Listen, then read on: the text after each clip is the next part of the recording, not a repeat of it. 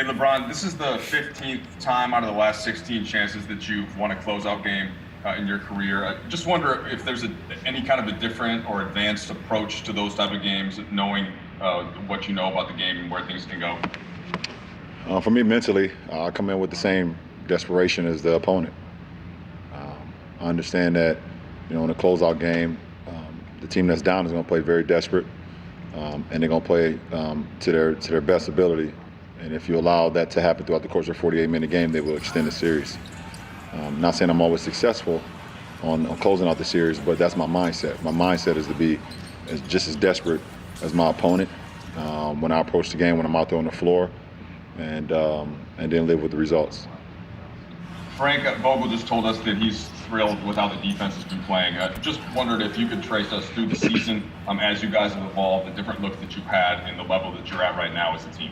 Well, from day one, Coach Vogel and the coaching staff said that we need to be the best defensive team in the league, and we took that to heart.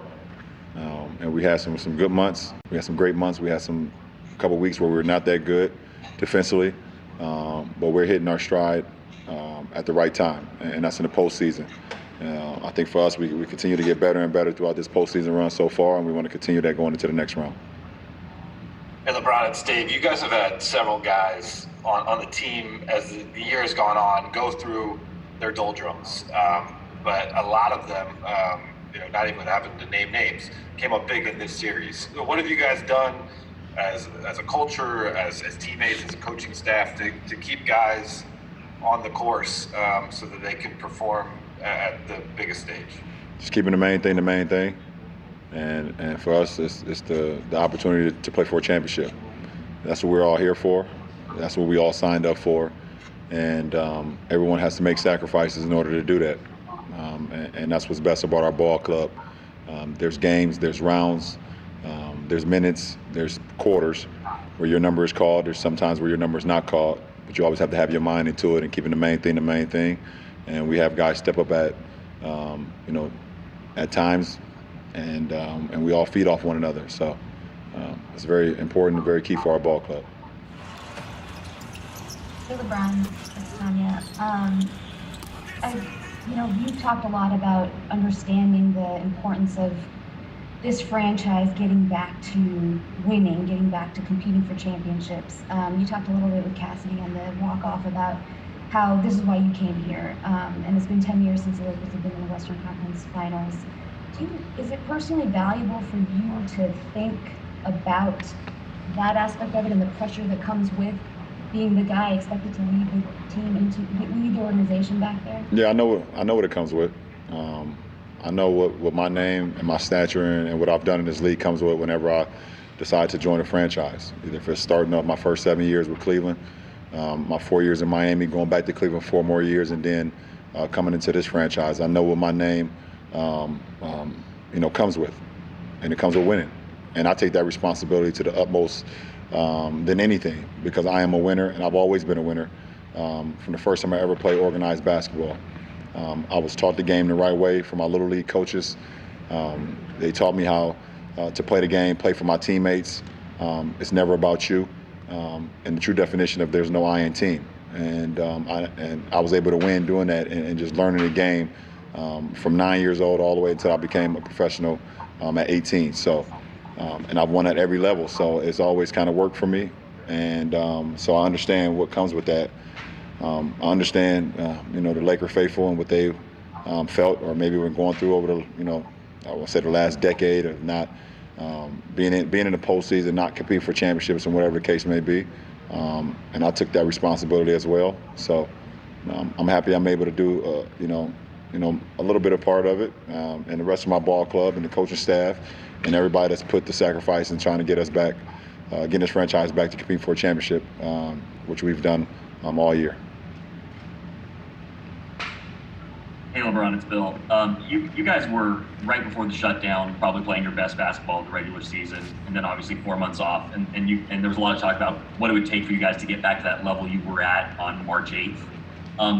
Do you feel like you have surpassed where you guys were kind of at that peak in the regular season? And what has been the key to, in this totally unique environment, getting there? I don't know if we surpassed it. But I just believe right now we're playing good ball. I mean, it's so hard to think back to where we were. There's been so many seasons wrapped in one. This has been obviously the longest season of my career, and probably the longest season for you guys as well. Obviously with the shutdown, the pandemic, and everything that's been going on, it's been a long year. So we're just playing good ball at the right time, and we want to continue that. And being in the bubble, all we have is each other. Obviously, our families got here within the last week or so, but we've been together for almost we were together for 2 straight months, and just having that bunker mentality, seeing each other, practices and meetings and buses to practice and games. It's just been us, So it's given us an opportunity to even grow even closer than we already were. Kyle Goon. But sort of taking back to after game one, you were preparing for game two. You guys came out defensively, looked so different and so crisp. What, in your opinion, in that day between was the turning point that allowed you guys to put out that effort? Well, we learned from our mistakes in game one. Game one is a fill-out game. And we learned from our mistakes in that film session that we had that following day after that loss. And then we had another film session on game day in that morning and had a walkthrough and was able to clean up some things. And we were better. And that's what you want to do. You want to continue to grow throughout a series, put yourself in winning positions as much as you can throughout 48 minutes. And that was the byproduct of it. And just as a follow-up, is that, in your experience, a characteristic of a championship team?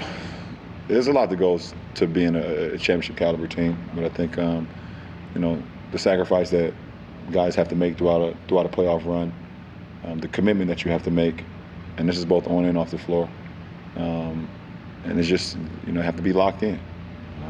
Being locked in on the job and the task at hand, and going out and just playing. We've been doing that so far in this postseason.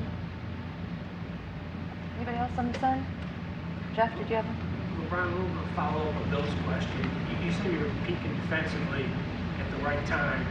It's one thing to peak when you're playing late March, April, May, and having a full season. With that layoff, defense is so much harder. What's allowed you guys to do that? How difficult has it been to catch up defensively? I think the best thing about our ball club is that we're able to take film sessions and visualize us being on the floor. With the every other day schedule here, before you were able to close out a series, you don't have much time to actually be on the floor and actually be, on your feet and things of that nature, because coach want to keep us off our legs as much as possible. So we do a great job of able to breaking down the film with our minds and being able to visualize of what can happen when the game starts. And I think that's just great growth mindset for such a young group that's been together. I don't mean in age, but this is on our 10th game in the postseason as a group. That's definitely been a big part. Okay, and then last 2 questions with Tanisha.